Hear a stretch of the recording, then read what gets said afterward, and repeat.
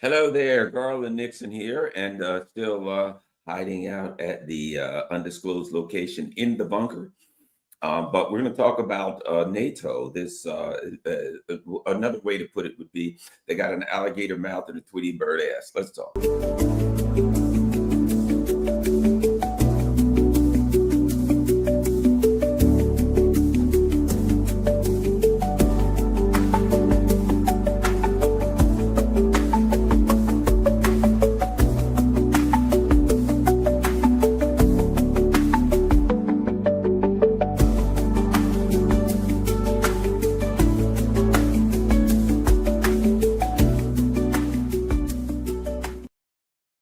Hello, Garland Nixon here, and there was an interesting article.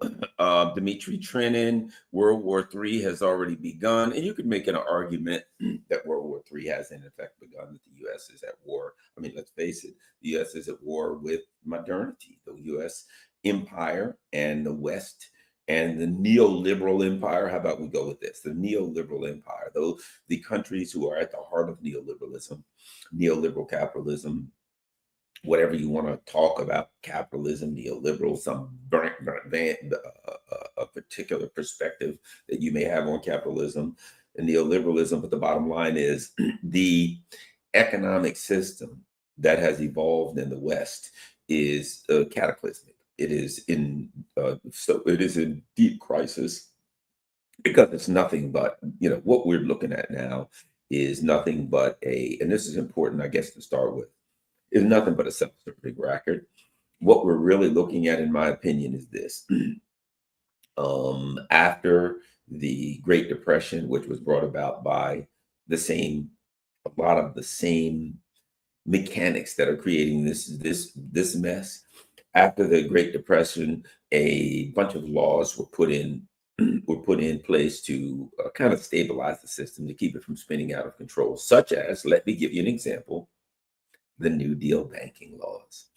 Immediately after World War II, actually, really, even after they were initially instituted, but particularly immediately after World War II, the titans of industry, as they used to call them back then, that was a more positive spin on the fact that they were just vicious criminal oligarchs, began trying to take them apart. That was their whole thing. Ever since they were there, they tried to take them apart. Of course, after World War II, you had some more policies, all of these soldiers coming home, and you had a bunch of laws that were put in place, and rules and opportunities for soldiers so that people could buy houses and do things. So a lot of things happened to create an economy that worked for the middle class. They created a middle class and worked for the working class. And of course, the oligarchs have been working to take it apart ever since. And unfortunately for them, they've been successful. And one of the big things that happened, amongst many, during the late 90s, Bill Clinton and the Republicans worked together to take apart the last of the New Deal banking laws. And the big one was called Glass-Steagall, when they got rid of a bunch of them, and then they got rid of Glass-Steagall, which separated the big lending houses on Wall Street from the little banks. Once they got rid of that, 98, 99, something like that, 10 years later, 2008, basically, when they did that and they deregulated Wall Street, they created the opportunity for these bankers to simply turn Wall Street into a rigged casino. People call it a casino, not just a casino, a rigged casino that not only was it rigged, it could be rigged and re-rigged at will. So it was kind of like the rules-based international order of banking. They make the rules as they go along. You may remember there was this thing called GameStop, where a bunch of online gamers or whatever figured out how the stocks were rigged. And a particular stock was called GameStop that was fairly worthless at the time. They figured out how to rig it, and they started playing the game, and they started making a fortune. Now, by law, according to banking laws, according to SEC laws, or the Securities Exchange Commission, they couldn't shut down the trading, except under certain circumstances. There were certain criteria and standards that had to be met for the trading to be shut down. They didn't do it. Those standards weren't met. So by law, they couldn't shut down the trading. The problem was this: the billionaires used that those tactics that these regular schmucks were using to make a fortune, the billionaires used that to make a fortune, and they couldn't have the regular schmucks do it. So you know what they did? Even though the law said they couldn't shut down trading, they shut down trading. That's the rules-based international order. Hey, we've decided to invade Iraq and take all of their stuff. And even right now, all the oil that Iraq sells, did you know this? All of the money goes to New York. The reason the New York banks, the reason that Iraq has no independence and has to do whatever the U.S. says is because all of their oil money comes to us. And of course, we loot 90% of it and give them the other 10%, and they stay poor. So the bottom line is Iraq has no independence and sovereignty because the U.S. loots all of their money. Bottom line, what I'm saying is this: all of it's a scam. So these people figured out the scam. And what we said now, and by the way, that's the rules-based international order. We can invade Iraq, we can take all of their stuff, then we can loot their oil and their money for the foreseeable future. And if Russia says, I feel threatened by this country and I'm going to invade it, no, you can't do that. Even though we've already overthrown the country and put in a puppet government, you can't do what we do. We are in charge, and we can violate the rules, and we can rewrite and remake the rules at will. Now, that's the rules-based international order, and that's the rules-based international order in the stock market. They can manipulate the stocks to make $1 billion, trillion, million dollars, and we can't. Here's the bottom line. Why do I say all of that? Because that system is coming to a crash. It was unsustainable. And as a result of that, there was an economic crisis like there has been no economic crisis before, because in 1929, they had a real economic crisis. There was real money that was backed by the dollar. There was actual dollars. There was all that stuff, right? So the only thing that went down was dollars. Now, and you know who lost? The people who had to go. The stocks went down, but they bought them cheap and made money when they went back up anyway. But here's my point: but they didn't go back up for a long time. But the bottom line was they still had them, and they still had their physical assets. The oligarchs still own physical assets. And as long as they're way richer than the poor people, they're fine. As long as the gap between them and the poor is big enough, they're good, because they can keep you under control. But the bottom line was they lost real dollars. Now what they're losing is derivatives. Now what they're losing is, asset-backed securities. Now what they're going to have issues with is credit default swaps. Who's going to pay it off when they lose it? They've created a second level of fake money, a level of absurdity in the market that has made them absurdly rich. They're absurdly rich because what they're absurdly rich off is absurd. It's not real. It's preposterous.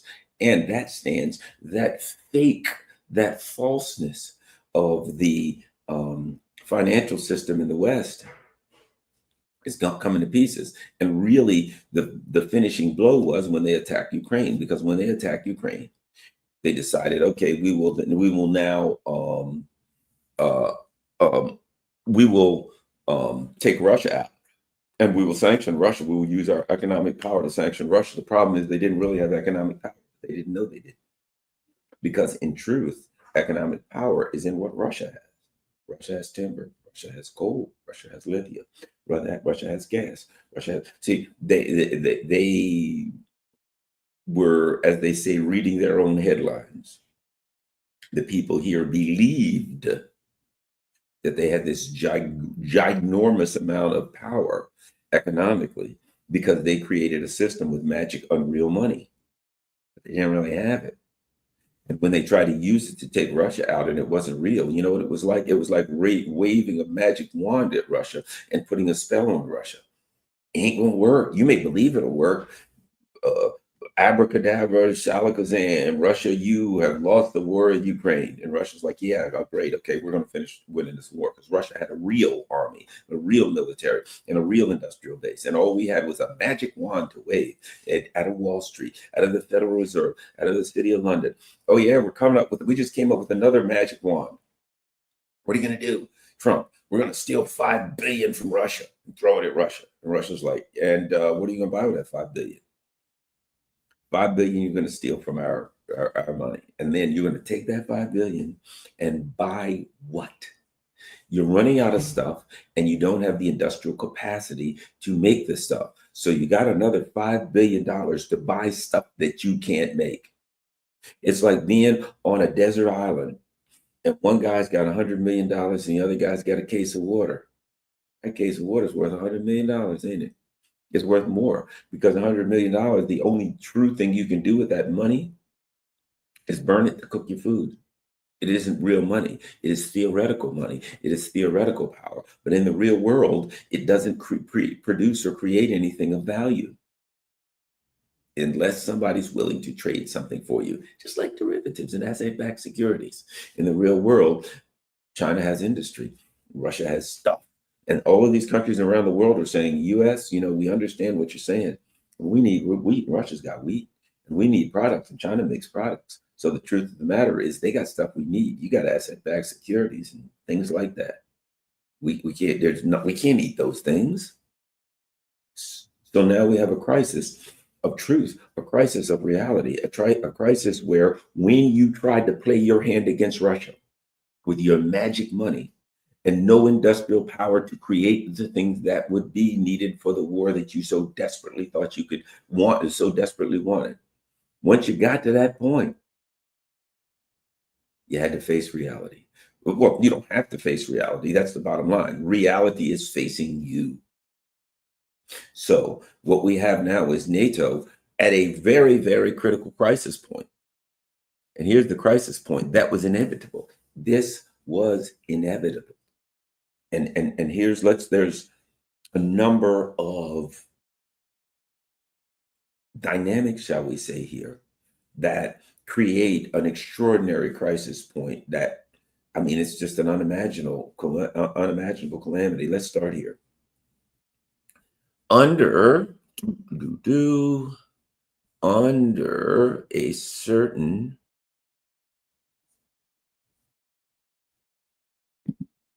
let's see. Here we go. Under Ursula von der Leyen, look at this. Under Ursula von der Leyen, when she was this was 2016, Ursula von der Leyen was I believe, foreign minister or defense minister for Germany. But you've probably seen this before. German soldiers use broomsticks instead of guns during NATO exercise, right? So there we go. Incident took place where NATO's supposed to be ready to deploy anywhere it's needed at short notice. These guys this was in Norway. They had 31% of their general purpose machine guns, 41% of their handguns, more than 3/4 of their Lucy night vision, right? Soldiers resorted to painting broomsticks black and attaching them to Boxer armored vehicles to simulate gun barrels, right?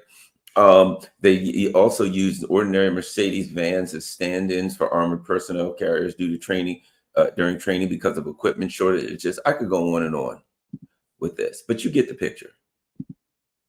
The picture is that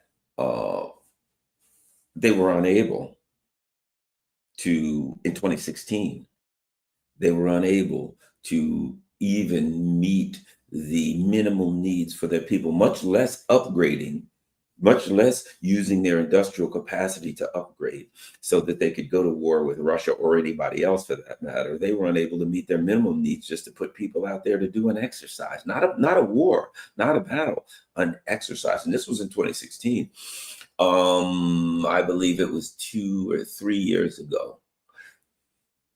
I think it was before this was either before or right after shortly after the start, or you can look it up, of the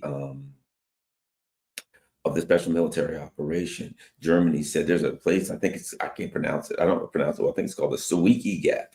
And this is an area where they expect the Russians to come through in the event of when the Russians attack. They're going to come through the Sawiki Gap into wherever the hell, Lithuania, Estonia, one of those postage stamp sized Baltic countries.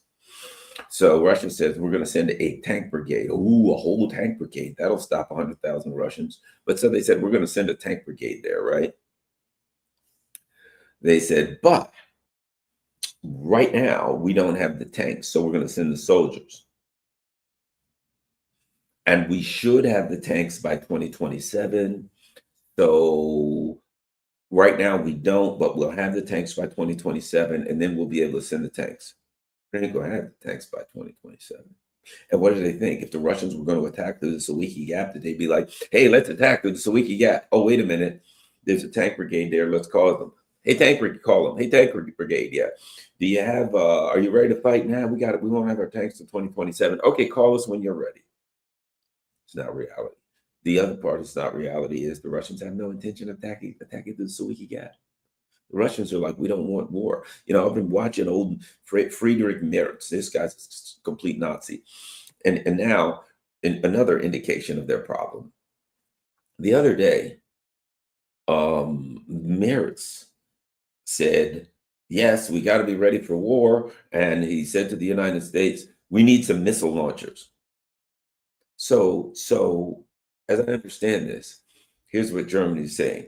Doggone it, we're gonna have to fight the Russians. We're going for the Russians. We're gonna have it, boy, they're gonna get it now. With those darn Russians, I'm telling you, we're gonna let them have it. We've had it up to here with the Russians. It's time we fight the Russians. We got to be prepared to give them hell. Hey, can we borrow some missile launchers? We don't really have anything to give the Russians hell with.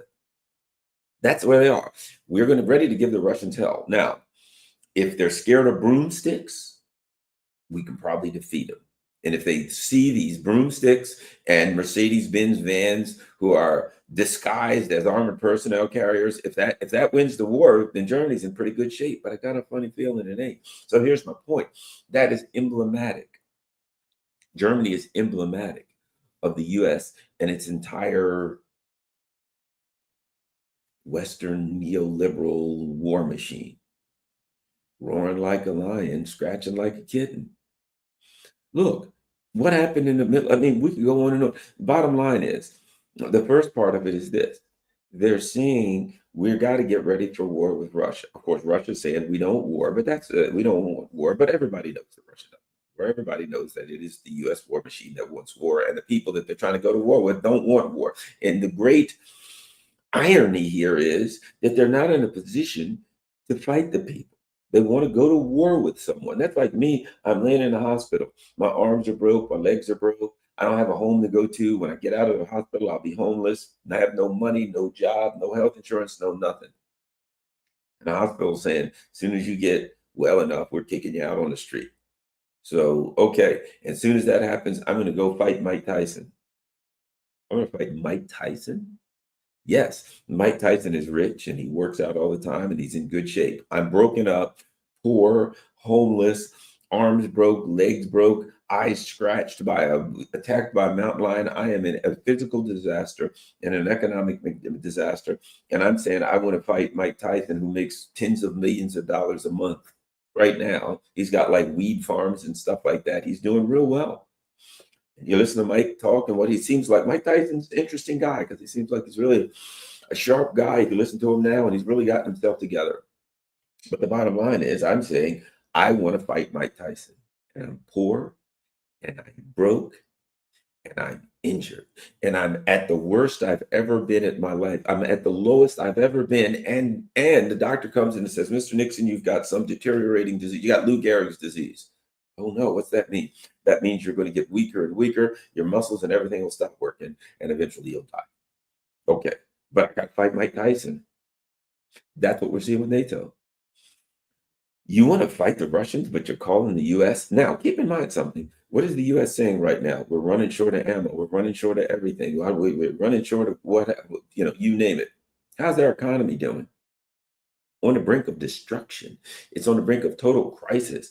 Meanwhile, how's that political system going? Trump, he's a stable genius, you might say. But the whole thing, the Democratic Party has collapsed as an entity. The Democratic Party, the only thing the Democratic Party stands for is like trans bathroom bills. That's it. And to me, when I look at the Democratic Party, they're like, we got trans bathroom bills and green energy. Look, I'm not commenting on the rights of trans people or the environmentalism. I'm just saying that's a smokescreen. That the reality is people need to eat. People need jobs. We need regular things. We need green energy. We need any kind of energy. Our infrastructure is in collapse. falling apart. The bridges were made like in the 1800s. Literally, I know some bridges you can drive across, and they're old and rusty. And you look at the on the side, made in 1895. What the hell am I doing? Made it in 1995. Our infrastructure is in total collapse. Everything's falling apart. Our economy is going to hell out of desperation. Trump, as misguided as Trump is, here's what's interesting: as misguided as Trump is with the tariffs, and as foolish as they are and counterproductive as these tariffs will be, here's the difference between Trump and the Democrats. The Democrats wouldn't even acknowledge that we have an economic calamity. Trump, first of all, acknowledges it. That's good. Now, as I said, his plans are just going to make it worse a whole lot faster. But my point being, he's acknowledging it. The Democratic Party politically has collapsed. The only thing they stand for is really a concept of a neoliberal concept of saving the planet or something, where the way to do it is to outlaw leaf blowers. That's the kind of things they're doing right now. Like in the county that I live in, you can't use a gas leaf blower. Now, if you're rich enough, there are plenty of people in my county who are rich enough.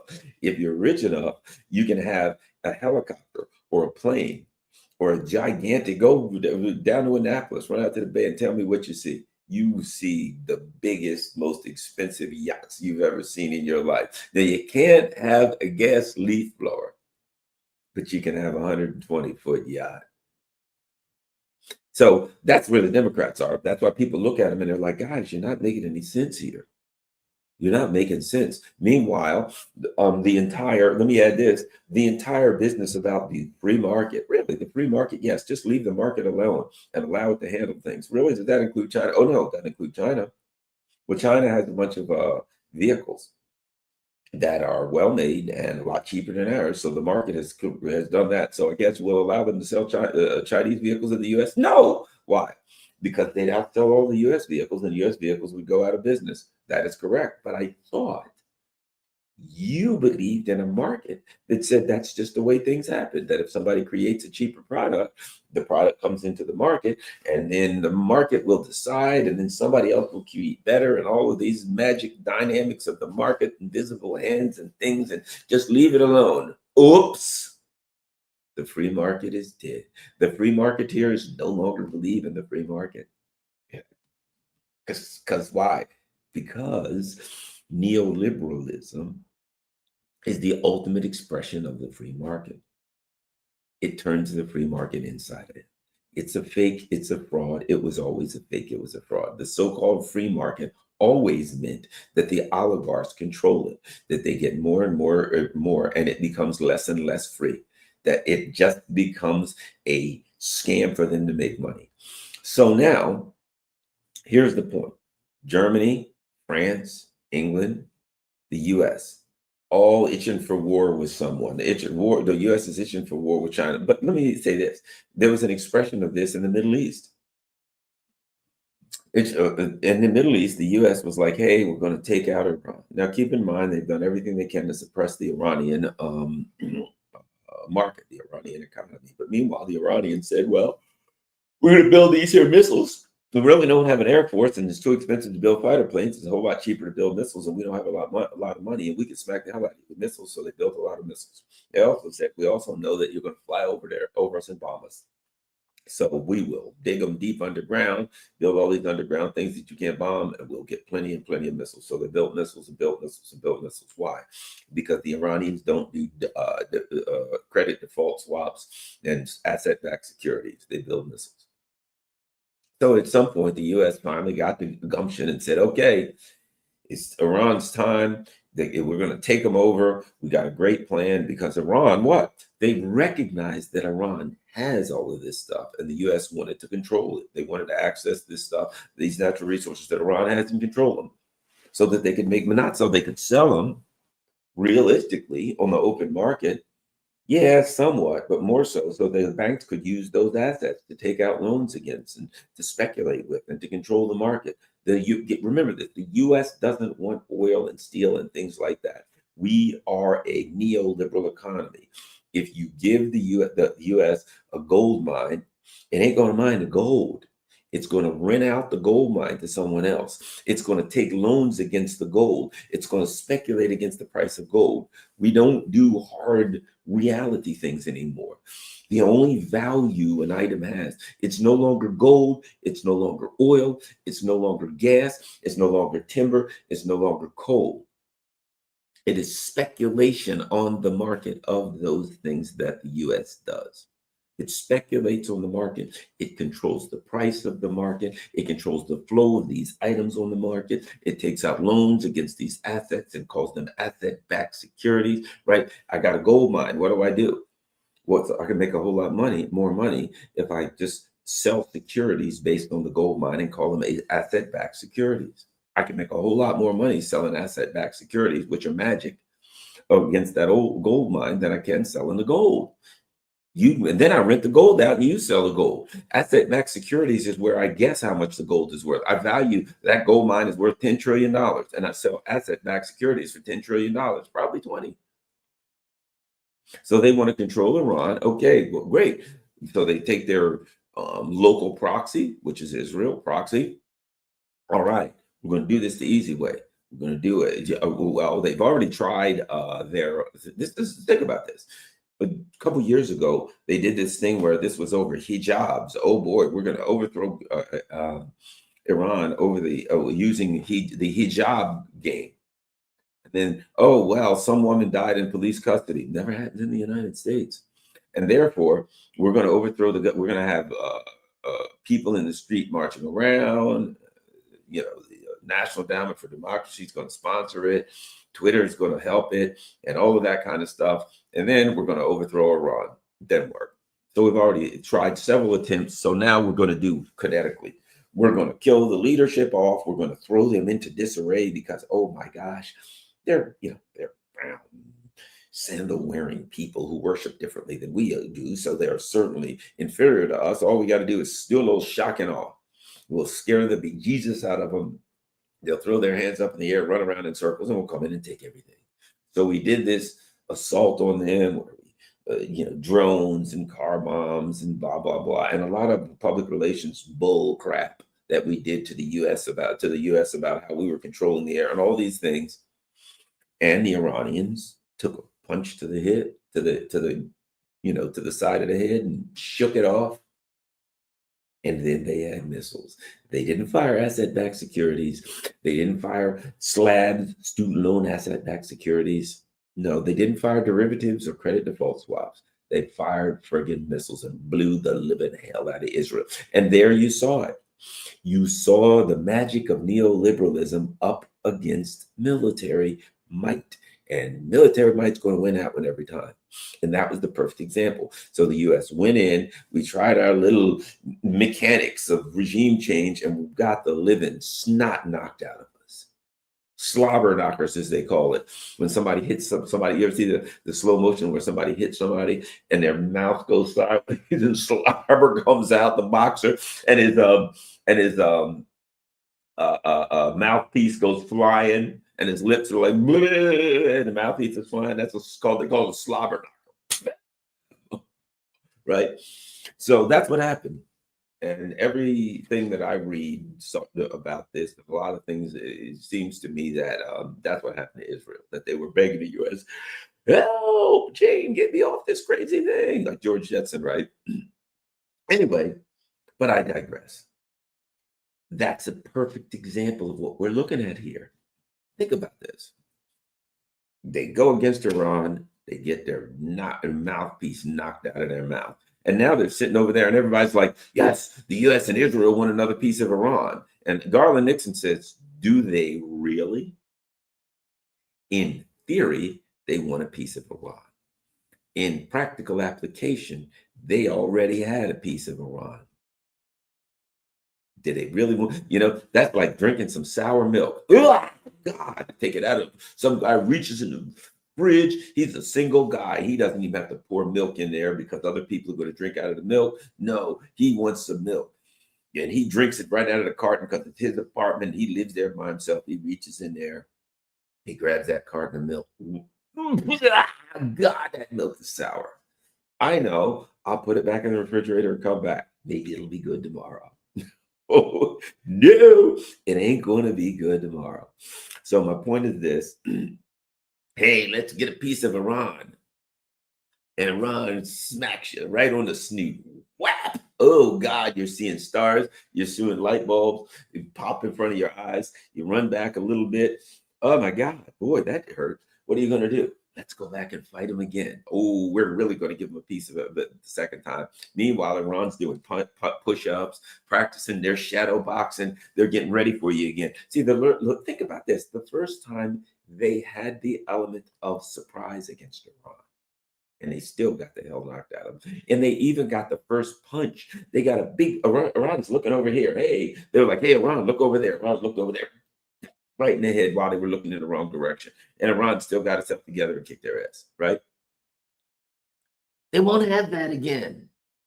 How do they? And might I add, from all that we understand, Iran is getting help from a little help from their friends. Everybody said Iran needed help. Why didn't Iran get help from Russia? It really, in a way, that Iran turned down Russia's offer for air defense systems and all that. In a way, I'm not saying that Iran should have or it's good, but one thing that was demonstrated, even without Russia or China's help, just plain measly old Iran took on the US via its proxy and smacked the hell out of them and ran their asses out of their country and back home with their tail between their legs. So now, as I understand it, they're getting probably air defense and electronic warfare and things like that. The Chinese said they've got a big spear and they've got a strong spear and a weak shield. In other words, they can attack you, but their air defense is lacking. And it seems to me they're building their air defense. So here's the problem that the US, excuse me, and Israel has. The longer they wait to attack Iran, the stronger Iran gets. And Iran kicked their ass the first time. They lost to Iran at its weakest, and Iran is getting stronger. Do they really want a piece of that again? I go back to this: a lion's roar and a kitten's bite, an alligator mouth and a Tweety bird ass. So here we see Merits and all of these other clowns. Yeah, we got to get ready to fight Russia. All right, how you going to do that? You don't have industrial capacity to build up the things you need to fight Russia. You don't have the money you need to feed your own people, much less build the things you need. We're going to spend 4.5%, 6%, 10% of our GDP. Your GDP is going to hell anyway. If that 10% of your GDP, 5% would be less than it was 5 years ago. You're going broke. Your economy's crashing. And so we got the puppets and vassals and idiots and imperialists and colonialist minded ruling elite in Europe that wants a piece of Russia, but they got nothing. Nothing. They don't have money, they don't have industrial capacity, and they don't have the military to put anything together to fight Russia, but they want to fight Russia. They want to. Well, you know what? I want a Rolls Royce. I can't buy a Rolls Royce. I got a pickup truck. I got a car, short one I drive, but I love my truck. Everybody knows me. I like my pickup truck. Go out, shine. When I get home from the bunker, first thing I'm gonna do is wash my truck. Right? I'm a truck guy. If you're American, you understand us truck guys. We like our trucks. But my point is this: I want a Rolls Royce, Bentley, whatever, a Maybach or something. Hey, how about this? A private plane and a helicopter and a home on the ocean, all these things. But I ain't getting those things. And I'm not going to fool myself to think I'm getting those things. Luckily for me, people on YouTube every now and then does a super chat or joins and becomes something or other, so I can put a little bit of diesel in I do mean a little bit of diesel and have a quarter tank of fuel to go out to the to the corner store to get some grapes every now and then. Maybe not often, but every now and then. Thanks to you guys. But my point being this: should I fool myself into thinking I'm some kind of rich guy? Look at what I'm doing. You ain't getting rich doing this. A few beans from a law enforcement retirement, but as anybody in law enforcement knows, You ain't gonna get rich off of law enforcement retirement. You may pay some of your basic bills, and you may pay your mortgage or something like that, a couple odds and ends. But you ain't sitting back and chilling out, living the fat life. So my point being, I can talk about buying Rolls Royces and private planes and homes on the ocean, but it ain't happening. So I fool myself. Well, guess what? In the same way that they're prepping for war. I just read something that they're saying in Europe that they want another war with Russia. They're expecting it by 2030. Here's the problem they have: they're not going to get wealthier by 2030. Their economic situation is not going to improve between now and 2030. They're acting like, hey, we'll fight Russia in 2030. Really, tell me about it. Well, we're going to build up by then. We'll be prepared by then. Your situation is decreasing. That's like me, as I said, that's like the doctor says, Garland, you got, whatever, some syndrome where you're going to get weaker and weaker, Lou Gehrig's, whatever, and then you're going to die. And I say, well, yeah, well, I can't fight Mike Tyson now, but I'll fight him in 2 years. Well, the doctors told me I'm going to be weaker in 2 years, not stronger, right? You got a bad back, and the doctor says you have deteriorating arthritis. Oh, yeah, well, I'll fight you in a year. And the doctor says, no, you don't understand the way this deterioration works. Your arthritis will be worse than a year than it is now. Oh, yeah, well, then I'll fight him in 2 years. No, it'll be even worse then. Well, then make it 3. I'll fight him in 2030. That's what the Europeans are doing. Their economy. Oh, by the way, what are they going to do? Call Russia? Hey, Russia, yeah, could you give us some of this Russian oil? We need that so we can prepare to go to war with you. No, actually, they're doing the opposite. They're saying, we don't want Russian oil. And we had never wanted, and we want to make sure that our pipelines from Russia are cut off, our gas from Russia. We never want anything from Russia. The very things that we would need if we were going to rearm from Russia, which is cheap energy from Russia. Those are the things that we need, and we're cutting them off because we hate Russia. And Russia's like, yeah, that's a good thing. Certainly, fine, excellent. We don't have problems selling our stuff. And by the way, you guys are idiots. So they are weakening themselves. Think about this great irony, this paradox. Due to their hate for Russia, they are weakening themselves because they need Russia in preparation to fight Russia. So they are going to strengthen their military capacity and ability to fight Russia by weakening themselves because they hate Russia, so they can fight Russia. Yeah, something weird here. No, so here's my point. Let's go in reality. They're fighting Russia now. We want to fight Russia later. No, no, no. You're already fighting Russia. And guess what? The Trump administration is making schlumps out of you. They're putting a tariff on you. Let's prepare them to fight Russia. How? Let's put a tariff on it. So Trump's putting these gigantic tariffs on the EU. So basically, the same people who they're supposed to be working with to prepare to fight Russia is putting a tariff on them, taking them to the cleaners, impoverishing them. And this is what's hilarious. And Trump just said, and I need you to give me $5 billion. You want to arm Ukraine to fight Russia? Yeah, it's yours.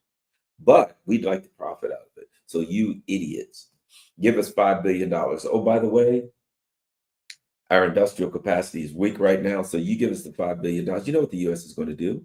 They're going to say, look, guys, thanks for the $5 billion. When this stuff rolls off the assembly line in 2035 or so, you'll get it, but not until. We're just going to take the money. That's all it was. The US is just going to take, Trump's just going to take the money. And he's in a tariff war with the Europeans because he really hates them. And they really hate him. Think about this. Trump really hates the Europeans. And the Europeans hate him. And he's in a tariff war with them. And they're supposedly going to work with us to fight Russia. It is just a calamity of absurdities. Now, they fought Russia, and we are in the process, the Europeans, and all of their brilliance are in the process of losing that. And not just losing it. This is the beauty of it. They're not just losing it. They're not just losing the war.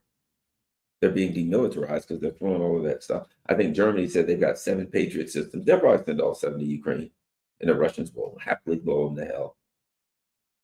All the Israelis have been marked. It looks like, if you look at Israel, it looks like the friggin' moon, right? The craters all over, bomb craters. Look, they should start naming the craters from like they do on the moon. Kepler, that's the largest crater on the moon. There you go. Let's call Kepler. Oh, that's the one over Haifa. The one in Haifa.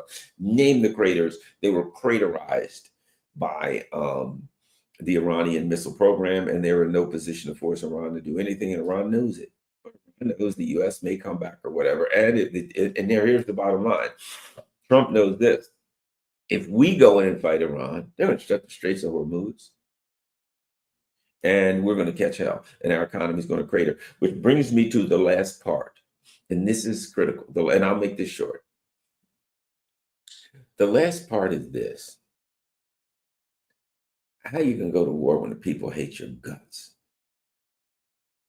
The people. I saw this guy in it was a YouTube guy, and he was in England, and he was basically saying this: do you really think this government has stolen everything I've got, immiserated me, destroyed my country, my culture, my everything? And you think that I'm going to go fight the Russians or anybody else for these bastards? Basically, what they were saying is this: we'll burn this damn place to the ground. So, Keir Starmer, who is a joke, a clown, who will be replaced by a joke and a clown. Do you think if Starmer says to the British people, time to go send your sons on behalf of the great England and the crown to go all die for the Russians? Nah, we don't have guns, but we'll give you broomsticks. Sharpened. You could poke them in the eyes with it. No. You think Macron and Brigitte, we'll leave that one alone, and his wife? Do you think Macron, if he screams out to the people, hey, time to go fight the Ruskies? How about Americans? Hey, Germans, time to fight the Ruskies. But we don't have guns or armored personnel carriers. So we'll just kind of send you over there. We'll give you, I don't know, a blue and yellow flag. Carry that into battle. Try to smother a Russian with it. Take this flag and put it right over his face. Smother him with it. Yeah, there we go. How about the U.S.? You think the young people who are furious over the genocide in Israel, do you think, hey, we're going to go fight Iran? Really? Yeah, we're going to send you over there to fight Iran on behalf of Israel. I didn't get to China because we ain't there yet, but let's face it, let's be square. The U.S. lost a naval battle to the Houthis, a country that has no navy. I kind of think it would be futile to try to go to war with Iran. Might I add, recently the U.S. said to Australia and Japan, I believe it was, the U.S. said, look, number one, we're putting 25, 30% tariffs on you. You're screwed. You're done. I don't know about Australia, but definitely Japan. We're going to screw you to high, probably Australia too, but with to high heaven with tariffs. That's number one. You're done. You're screwed. We're going to screw you. We're going to take you to the cleaners. Secondly, this true story. The U.S. just said to Japan and Australia, we want you to commit. I think South Korea, we want you to commit that if China, your number one trading partner, tries to take Taiwan, that you'll go to war against it. Now, I think what the U.S. is saying, we don't really want to go to war against them. We want you to go to war with them. We want you to do the Ukraine thing, to go over there and die. Oh, by the way, we're increasing the tariffs. And apparently Japan and some of these other countries were like, what? You want us to guarantee you that we will do the Ukraine dance? And you're laying huge tariffs on us? We'll be broke. And Trump and the U.S. empire is like, yeah, that's pretty much it. We want to throw the Philippines and Japan and South Korea and Australia. We want to march you poor little suckers up together and throw you at China. How's that sound? Great idea, huh, guys? And right now they're looking around saying, dudes, number one, you can't even supply us with weapons if we do. Number two, they're our number one trading partner. Our economy will be destroyed. How will we fight them more than a week? You can't fight them at all, much less a week. So we have a lost war against Russia and Ukraine that's already going on. We've lost a war against Iraq. We don't want to admit it, or against Iran. We don't want to admit it. We lost it. We got pummeled into submission in 12 days. And I don't know how the hell we're going to do it again. We got run out of the Red Sea by the friggin' Houthis. Last time I saw, to be quite frank, even Hamas and the Al Qassam brigades, or the IDF guys, ain't doing so well against them. They're really good at like bombing and machine gunning unarmed people who are trying to get aid. But when it comes to going up against these Palestinian fighters, it kind of they're taking some heat. Last I checked, they are taking some heat. Their soldiers are committing suicide. If they don't commit suicide, it looks like the Hamas and Palestinian resistance is doing it for them. Things ain't going so well on the ground for Israel. They got to bomb and kill more innocent civilians. And back home, I just don't think the 30 and under crowd's ready to go fight for Israel and U.S. imperialism all over the world. We don't have weapons. We don't have money. We don't have the motive. What is it? In order for a crime to be committed, you got to have three things. Let me see if I can remember them. I used to teach this stuff. You need the opportunity, you need the ability, and you need, what is it? You need the ability, you need the opportunity. I forgot what the third one was. But the bottom line is, and what I'd say is, what you can do is you can affect their ability to do it. The opportunity, rather. You can't attack me if you can't, if I park in a lighted area, if I walk to my car and I look around and you can't sneak up on me, I can stop your opportunity to rob me. But it's the ability, the opportunity, and I forgot what the hell the third one was, the motive, something like that. But at any rate, the bottom line is this: we don't have the ability. If we want a war, we don't have the ability. We don't have the kinetic ability. Right now, the only thing we can do is use proxies. And we're running out of the proxies. They're looking at us saying you're weaker and you're crazy as hell and you can't support us economically or physically. The thing's falling apart. And internally, what do you think would happen if the Brits said, we're going to war against Russia, everybody get ready? I think their country would go fall apart. And the young people say, excuse me, I think the young people would say, no, we're not. Same thing in America. People are struggling. They can't pay their student loans. Hey, guess what? We're going to put you in a ship. We're going to send you over to Asia to fight China. Now, you probably won't make it alive because the odds are there's going to be submarines along the way in the Pacific waiting to sink you. So you probably won't make it alive.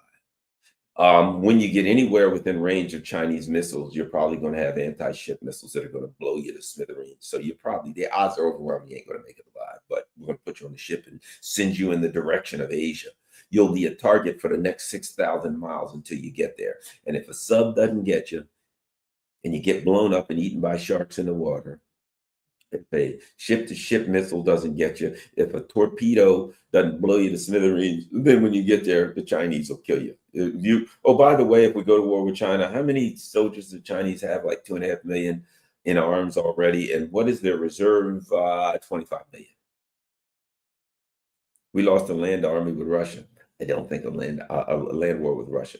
And I don't think that Japan and South Korea and China, oh, by the way, one other thing you might want to understand, North Korea and China have a mutual defense clause. If you attack one, you attack the other. So if you attack China, North Korea is in it. Oh, by the way, North Korea and Russia have a mutual defense clause. So if you attack China and North Korea is in it, and you start throwing missiles at North Korea, then Russia's in it. So now the United States wants to go to war with Russia and China and North Korea. How do you win that one?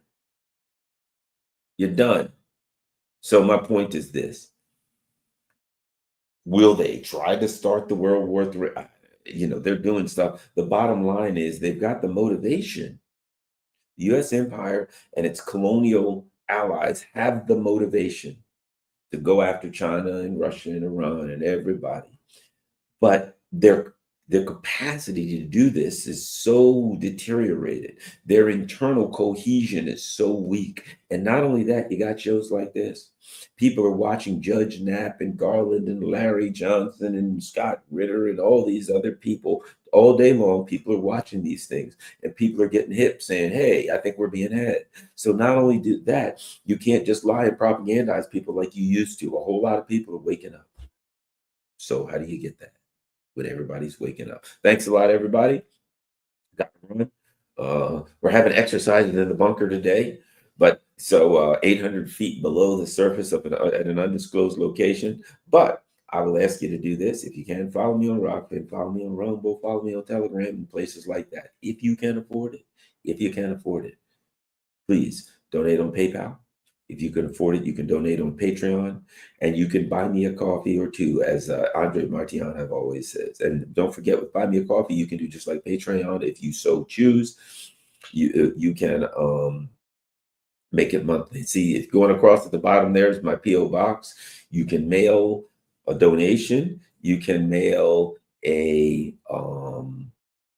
letter, a card, a book, a magazine, a thought, whatever you want. So if you just want to send me send me some mail. There you go. Thank you very much. I think my Cash App, this information is there. But whether you can or not, the most important thing you can do is share this on all your social media platforms. Peace. I'm out.